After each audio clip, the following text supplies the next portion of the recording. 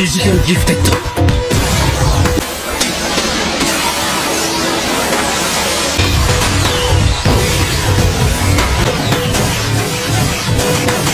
Hai Sobat Animaniac, kembali lagi dalam alur cerita Jujutsu Kaisen Season 2 episode keempat, di mana pada episode sebelumnya, kita menyaksikan tumbangnya Gojo Satoru di tangan Toji Fushiguro.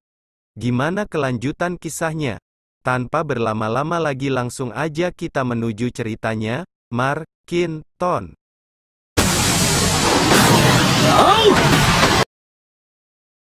Sesaat setelah Fushiguro menembak Riko di hadapan Geto, dia juga berkata, bahwa dia telah berhasil membunuh Gojo. Geto pun langsung melepaskan teknik kutukannya yang berupa seekor naga tepat ke arah Fushiguro, namun dengan santai, Fushiguro membalas dengan tembakan ke arah Geto, yang sempat melindungi diri dengan salah satu roh terkutuk miliknya. Di sini Fushiguro pun berkata agar Geto tidak buru-buru. Kemudian dengan santai dia menceritakan dirinya yang tidak memiliki energi kutukan akan seperti manusia transparan, sehingga dengan mudah bisa masuk dalam makam bintang, tempat Tuan Tengen bersemayam, serta dia yang telah melepaskan roh terkutuk kepala terbang, bertujuan agar penyihir Jujutsu lain sibuk mengatasinya. Geto yang mendengarkan, sambil memperhatikan keberadaan Fushiguro, kembali melancarkan serangan. Namun berhasil dihindari oleh Fushiguro yang kembali melanjutkan ceritanya, di mana untuk menghilangkan energi dari senjata kutukan yang dia bawa, maka dia menyimpannya dalam roh terkutuk, yang sebelumnya dia telan, dan karena dia adalah manusia transparan tanpa energi kutukan, maka keberadaan energi kutukan yang dia telan, ikut menjadi tidak terdeteksi.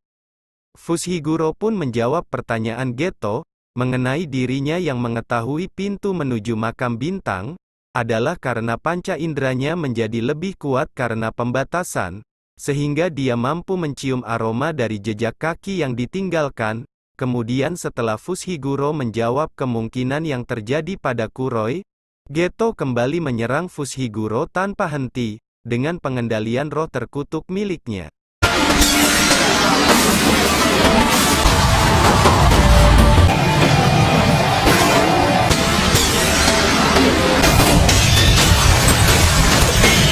Saat itu sendiri, Geto terbelalak tak percaya, ketika melihat salah satu roh kutukan naga pelangi miliknya, yang memiliki sisik paling keras, mampu dibelah dengan mudah oleh Fushiguro, bahkan semua serangan roh terkutuk lainnya tak mampu menyentuh Fushiguro, yang saat itu bahkan meremehkan Geto, sebagai pengendali roh kutukan yang hanya bisa menang jumlah saja.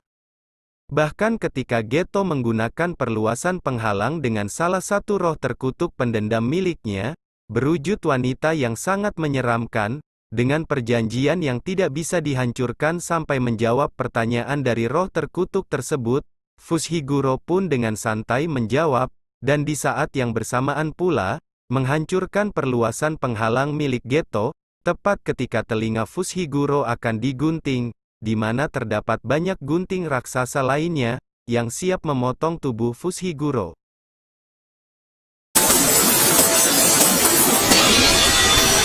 Setelah perluasan penghalang miliknya dihancurkan, Geto yang berencana menyerap dan mengendalikan roh terkutuk milik Fushiguro, harus menelan pil pahit, ketika Fushiguro menyerang balik dan dengan telak melukai Geto hingga membuatnya terkapar. Dari balik kepulan debu, Fushiguro perlahan menghampiri Geto yang berada di antara reruntuhan sambil berkata, bahwa penyihir Jujutsu takkan mati karena beberapa tebasan, serta untuk menghindari masalah, maka dia tidak membunuh Geto yang menggunakan teknik pengendalian roh kutukan. Hal itu dikarenakan Fushiguro tidak mengetahui, apa yang akan terjadi dengan roh kutukan yang telah diserap Geto, seandainya dia mati. Fushiguro pun mengatakan, bahwa para penyihir Jujutsu yang terlahir mewarisi berkat, akhirnya justru kalah di tangan monyet seperti dirinya, yang bahkan tidak bisa memakai teknik kutukan. Untuk sesaat Fushiguro teringat pada anaknya yang dia beri nama Megumi, yang memiliki arti berkat. Shin pun berpindah ke rumah anak bintang, di mana terlihat Fushiguro yang saat itu memberikan jasad Riko Amanai kepada seseorang bernama Shigeru Sonoda, yang membayar, bahkan memberi bonus tambahan padanya. Selanjutnya dia menjelaskan mengenai kelompok agama bintang, yang didirikan saat periode Nara, di mana Tuan Tengen menyebarkan ajaran moral melalui khotbah, kepada kelompok minoritas penyihir Jujutsu. Karena itulah, mereka memposisikan diri sebagai kelompok non-penyihir Jujutsu, sehingga mereka tidak mau Tuan Tengen bergabung dengan Riko Amanai, yang mereka anggap sebagai makhluk kotor. Tapi karena khawatir dibunuh oleh penyihir Jujutsu, maka mereka pun tidak terlalu ikut campur, dan hanya menghamburkan uang yang mereka anggap sepele, demi menggagalkan ritual penggabungan Tuan Tengen, dengan wadah plasma bintang. Rekan Fushiguro pun bertanya, bagaimana jika Tuan Tengen lepas kendali, dan yang terkena dampak paling parah adalah umat manusia? Sonoda pun menjawab, bahwa tidak ada salahnya, jika bisa jatuh bersama bintang. Tak lama kemudian, Fushiguro dan rekannya yang keluar dari kediaman agama bintang, berkata ingin mentraktir makan. Namun rekannya menjawab sambil melangkah pergi, bahwa selain urusan kerja dan masuk neraka, dia tidak ingin berurusan dengan Fushiguro. Selanjutnya Fushiguro yang saat itu melangkah sendirian, menjadi terkejut dan tak percaya, ketika di hadapannya menghadang sosok dari Gojo Satoru, yang saat itu dengan tertawa dan bersemangat mengatakan bahwa Fushiguro telah kalah, karena tidak memenggal dan menusuk otaknya, sehingga di saat kritis itu, Gojo yang menggunakan teknik pembalik kutukan, akhirnya hidup kembali, dan mampu menguasai inti energi kutukan. Mendengar ucapan Gojo tersebut, Fushiguro lalu berkata, bahwa pertarungan baru akan dimulai. Tak lama kemudian, Fushiguro pun memulai serangan terlebih dahulu. Namun dengan teknik pembalik kutukan merah miliknya, Gojo menghempaskan Fushiguro dalam gebrakan pertamanya itu.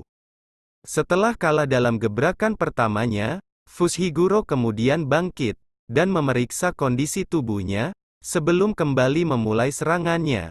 Namun sebelum itu, Fushiguro yang menganggap Gojo saat itu sebagai monster, kembali menganalisis teknik kutukan milik Gojo, dari yang pertama hingga yang ketiga, di mana selanjutnya dia menganggap, bahwa semua itu bukan masalah baginya. 強化した無加減呪術青弾く力術式始めて問題なし Sesaat sebelum menyerang, Fushiguro menyadari ada yang aneh. Namun tanpa ragu, dia tetap melancarkan serangannya, sedangkan Gojo sendiri yang saat itu mendapat serangan gencar dari Fushiguro akhirnya menyadari, bahwa pemilik teknik kutukan warisan adalah sudah ada petunjuk pemakaiannya, sedangkan kekurangannya adalah, informasi teknik kutukannya mudah bocor, sehingga Gojo menyimpulkan, bahwa Fushiguro adalah anggota keluarga dari klan Zenin, karena Fushiguro sangat paham tentang teknik kutukan tak terbatas miliknya. Selanjutnya Gojo mengeluarkan teknik yang dia klaim hanya diketahui oleh beberapa orang dalam keluarga Gojo, yang merupakan gabungan dari teknik penguat dan pembalik, yaitu teknik hampa, ungu. Sehingga membuat Fushiguro harus mengakui, bahwa yang dihadapinya saat itu, adalah pengguna teknik kutukan tak terbatas, yang telah bangkit menjadi penyihir terkuat di zaman modern.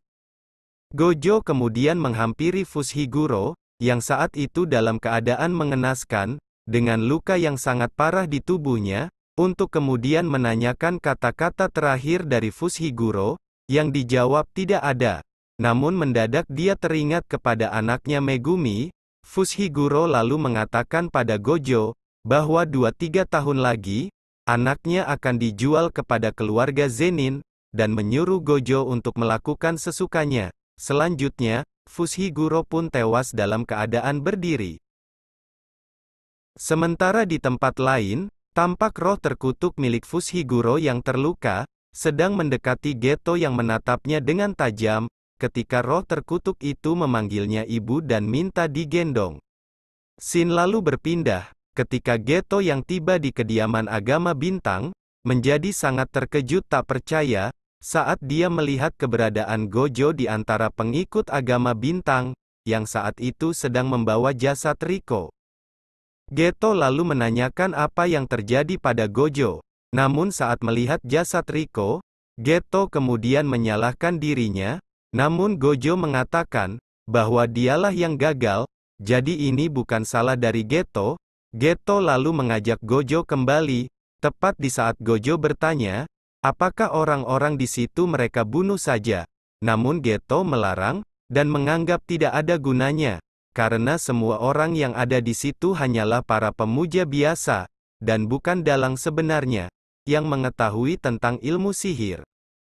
Gojo yang menanyakan apakah hal itu diperlukan, dengan misterius, Geto mengatakan, hal itu sangat penting bagi seorang penyihir.